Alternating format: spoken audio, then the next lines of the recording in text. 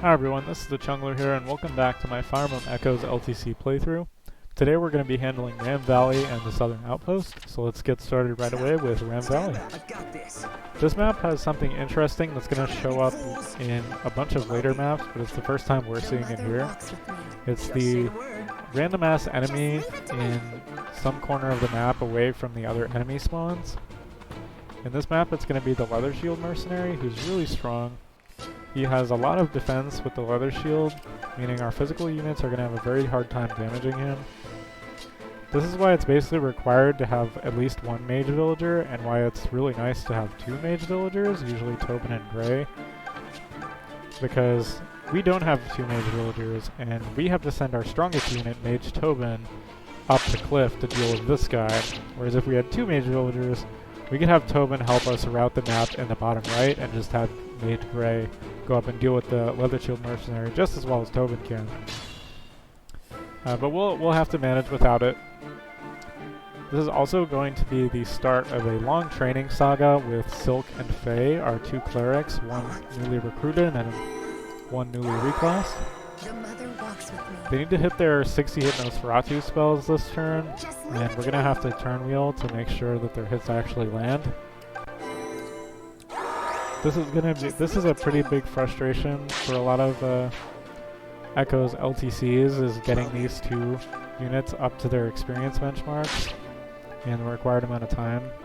We're not going to have as big a problem with that, as you'll see later, but it's still going to be really annoying for us having to waste two of our very valuable 3 turn wheels right away. We also waste our third because Alm crits this Brigand here. We want to feed this kill to Cliff because his experience is also a little bit tight. On this enemy phase, enemies are going to target Lucas over Gray first, because even though Lucas has more defense than Gray, Gray is standing in a 40 avoid forest tile, and enemies do take terrain bonuses into account when choosing who to attack. Gray also gets a crit on a Brigand here. This is not necessary, but it does help with reliability a little bit. It means we have to hit fewer 60 hit Nosferatu attacks, and anytime we can avoid having to hit Nosferatus to kill things, we'll definitely take it. Here I make a little bit of a cut because I was kind of unsure what I wanted to do here. I had to make sure my damage management lined up, because we have quite a few enemies to kill, and our units are really weak at this point. Another cut here again for the same purpose. I trade away Gray's Iron Sword with Lucas so that Alm can use it to attack this archer. This archer needs to die on player phase here, because if he gets an enemy phase action, he will 1-round KO Silk as long as he hits her, so we really don't want to have to deal with that. Also kind of fuck up with Silk's placement here. I end up putting her next to a mountain tile where the boss can attack her from on enemy phase, meaning he'll get to have a 30 avoid mountain tile bonus for the next turn, which is pretty bad. I should have had Silk attack from below where Cliff is and had Cliff block for Silk. That would have been fine. Still ends up working out anyway. Tobin continues his duel with the Leather Shield Mercenary, as we are just going to wrap up the rest of the enemies on the map here. Alm thankfully hits his Iron Sword attacks even through a mountain tile, so that's pretty nice because we don't have any more turn wheels left. I didn't want to set up a kill for Silk, multiple kills for Silk, because that would probably put her in danger by trying to override the Brigand's healing AI. If I had a turn wheel left, I might have had Silk stay on low HP, kill the boss, such that the Brigands on low HP would go after her and suicide instead of going to the healing tile because they think they could kill her. But instead, Cliff is just going to finish off the last Brigand here. We are still... Experience distribution is still pretty important to us, but it's not like the end of the world as long as we get the best turn count we can. This map can be 4-turned if you send a mage and a cleric up to kill the leather shield mercenary, but I've never tried this, and I think it kind of spreads your damage kind of thin, so it's pretty difficult to do, and we can't do it because we don't have 2 mage villagers.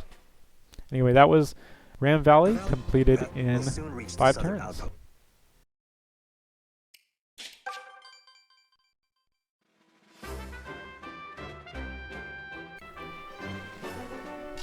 We're now going to move on to the southern outpost. This map we face a new enemy type called soldiers.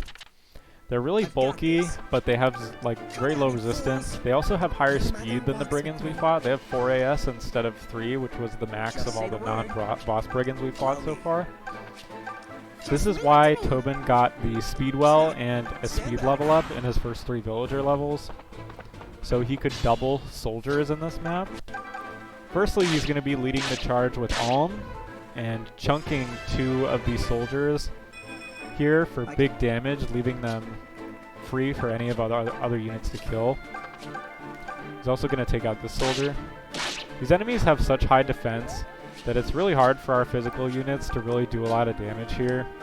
So the main source of damage in this map is going to come from Tobin and our clerics, who, despite having very inaccurate spells, do quite a bit of damage because the soldiers have no res. The archer is baited to attack here by blocking the tile he sometimes attacks from with Lucas. This is so that when our physical units gang up on him on the next player phase, he'll be in range of another soldier that they need to gang up on. Tobin has to deal with this soldier on the left-hand side of the map on a supply tile. He's really hard for anyone else to deal with, because Tobin's the only one who doubles him and deals any sort of notable damage.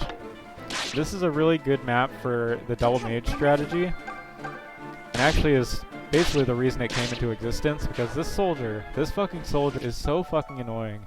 He won't attack you on enemy phase, and he just fucking sits there, waiting to be routed. He's not a threat at all. We just can't beat the fucking map until we route him, despite the fact that he literally sits there and does nothing. So Tobin has to spend 2 of his player phase actions killing that guy. Silk is going to get fed an archer kill here, and it may look a little bit dangerous for Silk here because there's 2 enemy soldiers that can attack her and kill her. But Silk is actually going to go fucking berserk on these guys and kill them both with Nosferatu counterattacks.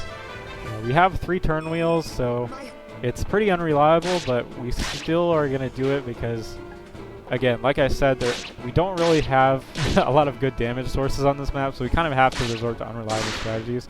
Tobin and Faye crit the enemies they attacked there. This didn't matter, but in Faye's case, it did save us having to hit other shaky hits, like Cliff hitting a steel bow, and Faye hitting another Nosferatu, so it is pretty nice that she crit. Tobin we're not going to do anything with on this turn, just because, yeah, there's not really anything for him to do. And he got a crit anyway, so he would usually just kill the soldier on player phase here. I stupidly trade away Alm's Iron Sword here to try and get Cliff some basically meaningless chip experience, which was a really dumb idea. I should have just let Alm weaken the soldier as much as the boss as much as possible, so Silk could kill him, and not fucked around with Cliff or anything like that. I will take care of this. Get a turn wheel so that Silk can actually hit this guy. She is going to get a nice bit of experience from that. Silk with fucking 4 kills on this map, which is wild. That just goes to show how weak our physical units are, that Silk has to get so many of these kills. I didn't do this for experience purposes for the most part. This was just because my physical units are so bad, and I don't have enough player phase actions to kill this stuff, so I had to use the enemy phase strategies there. Now we are going to loot the southern outpost, which is our first big loot stash of the game. We're going to pick up some alcohol here, which is pretty important. Alcohol can get sold for a lot of money at the forge, so that's really nice. We're also going to pick up an Iron Lance, which, you know, awesome, another weapon. But our Lance users are really bad right now. Lucas is pretty shit at this point. He has very low speed, doesn't double anything, so we're going to save the Rusted Shield there for Celica's route. But here, in the treasure room, we pick up the fucking Lightning Sword. Now, if you don't know, the Lightning Sword is a weapon with 3 weight, and it hits for 15 magical damage flat. It'll always hit for 15 magical damage regardless of your strength, regardless of how shitty your mercenary's strength is. and it weighs them down by 3. So it's basically like a better version of the fire spell because we get to use it on a mercenary who can actually double attack things. Tobin has been doubling stuff, but he will quickly stop doing so. So yeah, Lightning Sword, really awesome. In the dungeon of the Southern Outpost, we will find Claire, who is a Pegasus Knight, and usually early flyers are pretty good in Fire Emblem games. Claire's combat is actually really bad. It's not totally unsalvageable, but her bulk is really bad, making her pretty hard to use for combat. But I actually really like Claire. I think she does like one small but still pretty useful thing in every map. We're going to give Claire the Leather Shield because she's a really good candidate to learn the skill Swap, which after 5 combats with the Leather Shield, swaps the Leather Shield user's unit's position with another unit, which basically can give us 1 extra tile of movement whenever we want, because Claire has 7 movement, which is way more than the other units, so she's being able to swap people wherever they want to go. But yeah, that was Ram Valley and the Southern Outpost. Next time, we'll be headed for the Battles of Southern Zofia.